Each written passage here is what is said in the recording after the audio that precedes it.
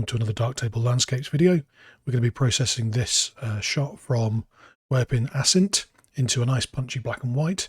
And seeing as we just hit 500 subscribers, if you hang around till the end, we'll also get a free bonus squirrel. So we'll process that one as well for a bit of a change.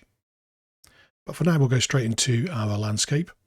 Let's get going on, first of all, color calibration. We can see our histogram is spread out all over the place over the channel. So color calibration is needed for sure. It's very blue, as you can see. There we go. That's neutralized things nicely. And now we'll hit exposure. If I can type. Just shift the histogram into the middle a little bit more. And then we can go for sigmoid to spread things out.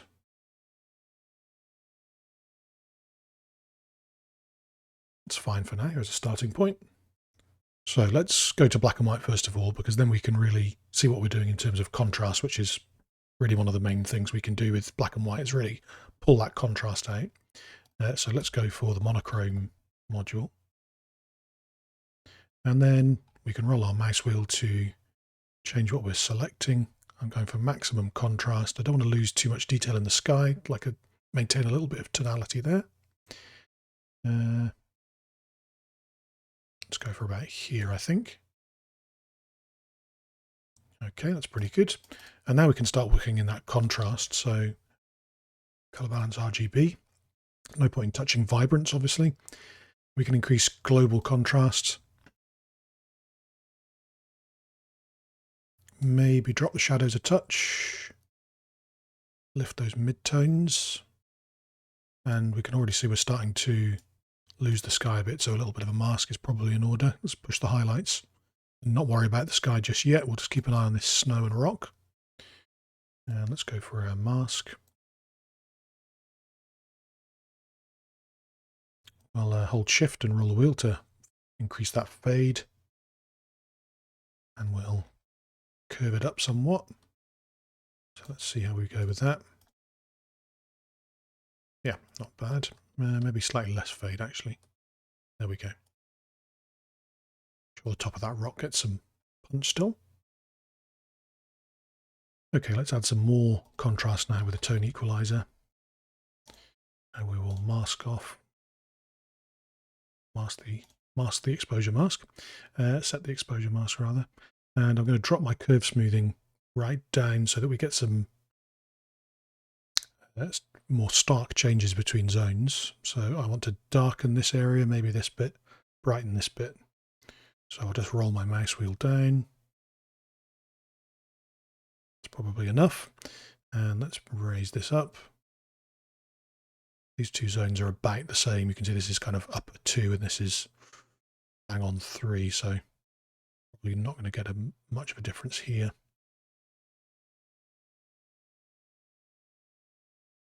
There we go, that's about right, I think. Yeah, I like that. What I'd like to do is ensure this little lochan here, a small lochan, is not lost too much in this kind of encroaching dark in the corner here. So what I will do is I'll go to exposure. And I will make a new instance. And let's pop the exposure up just a touch. And then mask it, so we will use a drawn mask.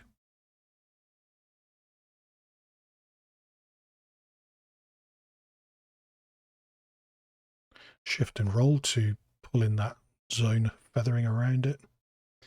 Let's just see how that looks. It's a little too much. I just want to cover a little bit from there. Call this lochan. There we go. So now we'll pull out all this lovely texture. We'll go for contrast equalizer on, and we'll use clarity boost.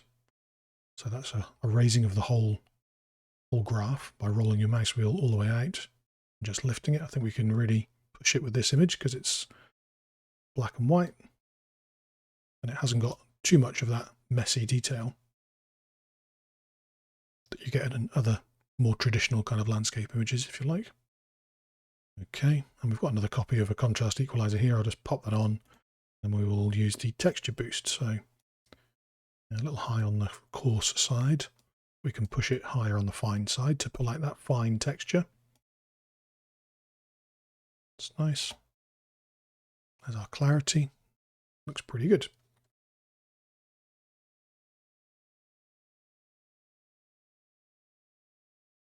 And now I think just a vignette. So we'll grab an exposure module. We've got a copy of one here from where I was playing around before. So let's drop exposure till we're happy, and then we'll mask it. So let's use an oval.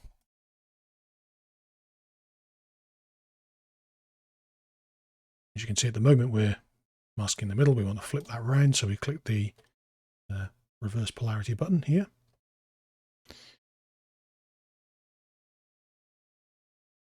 Let's roll that out, and shift roll will alter our feather size, and a regular roll will just alter the whole thing. Just accentuate this kind of almost widescreen nature of it. So let's do that. It's good. It's pulled back the clouds a little bit, giving a little bit of texture and focus. Let's call that vignette. And then finally, just a regular old frame of 5% white. I think we're done. Here's our before and after, so a very blue shot. And we've really punched up the contrast and obviously made it black and white, but that's what really enables us to really bring out those tones.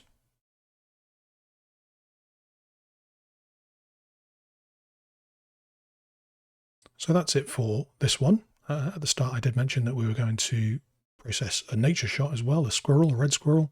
So if you'd like to stay for that, please do. If you're just here for the landscapes, then do like and subscribe, and I'll catch you on the next one. But otherwise we'll go on to our squirrel. Okay, so here's our squirrel. It's very obviously a red squirrel, which is relatively rare in the UK.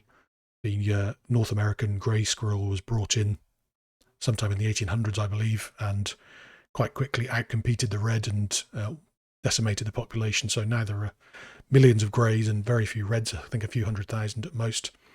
So they're quite rare to see and always nice to see as well.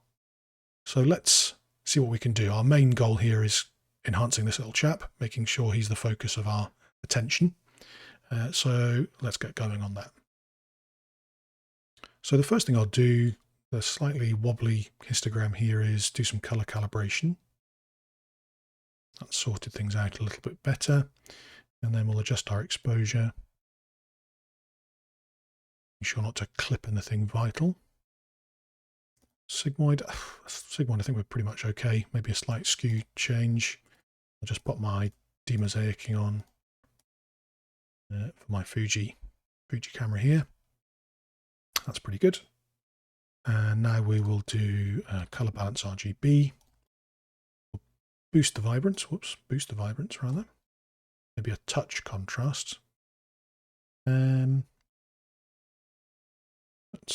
see what we can do with the perceptual saturation. I'm not going to do too much in the shadows and highlights. I'm just going to go mid-tones, which is mainly our squirrel. And then we will drop the shadows, drop the highlights a little, but boost our mids. Yeah, it's pretty good. Okay, so let's start focusing our attention on the squirrel. The first way we'll do that is with a crop. Let's put that on. And let's see, pull in from the top, certainly. We don't need this much space on this side of the tree. Let's pull up here. So the guide I have here, I think, is something like diagonals or harmonious triangles. If you click this button here, you get various options for your crop. So yeah, diagonal method, you can change this to rule of thirds, which happens to coincide quite well, harmonious triangles and various other things. And you can also do things like change your overlay color. So change it to yellow or whatever you like. Yellow is actually quite nice. Might keep that as it is. Kind of stands out a little bit more. Okay, so that's our crop. Work away. And now let's add some texture. So the same way we did our mountain earlier on, contrast equalizer. And I'll use my texture boost, lifting either end. I'll drop this end slightly. And we don't want to add, even though there's some lovely texture in this birch tree, we don't want to add it there really. We want to really focus it on this little fellow. So let's use drawn parametric mask. And then, as ever, we can choose the best mask by going over our slider here and pressing the C key and looking where we have the most contrast. That's not bad. We can see we've got some good contrast there with the red and cyan. That's not so good. You can see the background and the squirrel are about the same color. Chroma, this is saturation. Saturation is fairly even throughout the image. And then hue. So hue may be our best bet considering the squirrel is so red. There's obviously a lot of reds in this birch tree, but that should be easy to get rid of. So you can adjust these sliders as you like, or you can use, say, a dropper like this. So there's a couple here. This will pick 1 point. This will pick a zone. So I'm going to use this, and I'm going to drag a kind of a representative sample of the squirrel. And then you can see it adjusts for you. So let's have a look at the mask. That's not bad. It's not bad at all. Whoops, we've hidden that. Let's pull that in a little bit more, just so we're definitely getting everything. And then we'll add some feathering as well. Okay, and we have selected a lot of the tree the tree trunk. So I will grab a gradient and I will flip this and roll the mouse wheel because it's conveniently curved. And maybe just pull in that adjustment. There we go, with a shift and roll. Now you can see we're really selecting the squirrel. We've got a few patches here in the bokeh in the background, but I think they're so blurred out by the shallow depth of field that they're not really going to, yeah, you can't really see much difference there. That's fine. Okay, we could probably give a bit more texture here. That looks good. And so we'll call this texture. And then let's do clarity as well. We don't need much. And now that we've got this shape, we can click our raster mask here. Now that we've masked our previous adjustment off, we can just use the same one again. So now we've got the same mask very quickly to apply our clarity. It's just pulling out a little bit of texture, that's fine. Okay, so we'll look at enhancing the redness of our red squirrel. Let's go for color equalizer, new in 4.8. Where are we? There we go. And we'll click the dropper here and pop it on the fur so that we can get an idea of where our points are. There's obviously a lot of variation in your average squirrel. Let's go for about there, and then we will grab our node placement and slide it along so our node lines up with that picker that we've just placed. Okay, and then we'll go to saturation. We'll just lift it a touch. Maybe a slightly adjacent color as well.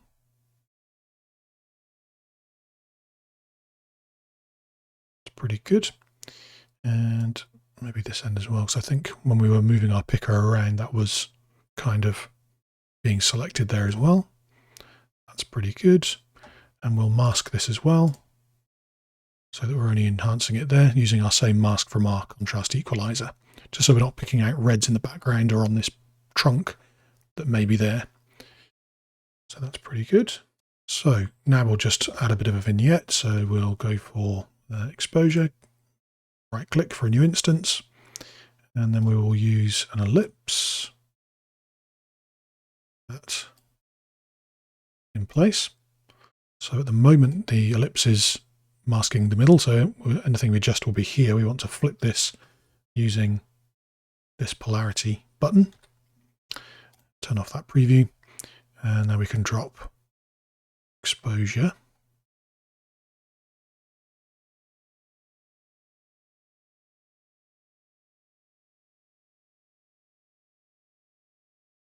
What I might do is make yet another one, use the same shape,